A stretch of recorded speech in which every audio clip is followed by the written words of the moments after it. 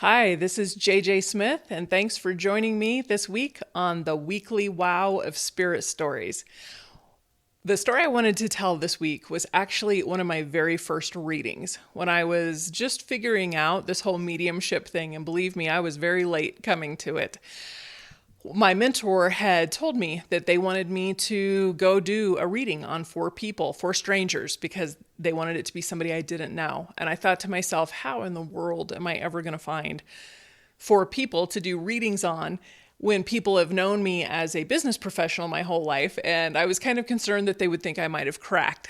And so the universe always knows what it's doing, though, because right when I was trying to figure out how I was going to find those four people, I got a text from a woman that is just an acquaintance who said, "Hey, I know you do a lot in the energy world, and I'm having a birthday party for a girlfriend, and there's going to be four of us there, and we're trying to find a medium that will come in and do some readings. Do you know anybody?" Talk about the universe dropping it in your lap, right?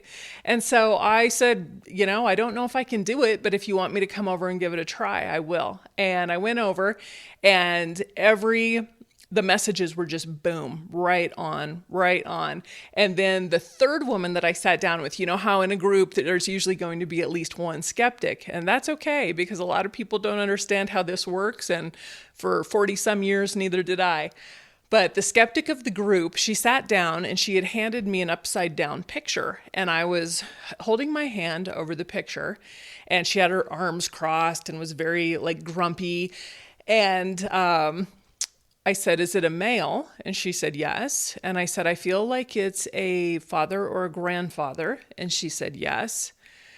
And I'm listening, and I said, "He keeps telling me something about a heart, like heartstrings or something about your heart." And her eyes got really wide, and she said, "I had a heart attack and died 2 months ago, and they brought me back." And she burst into tears, and I burst into tears, and I was just goosebumps head to toe, because that was where I really had the validation from spirit that they were helping me, and they were helping me to share messages with people that were needing it. And long story short, she is by far my biggest cheerleader now, right? Like, I have so many people that come to see me that say, "Oh, this woman is who sent me."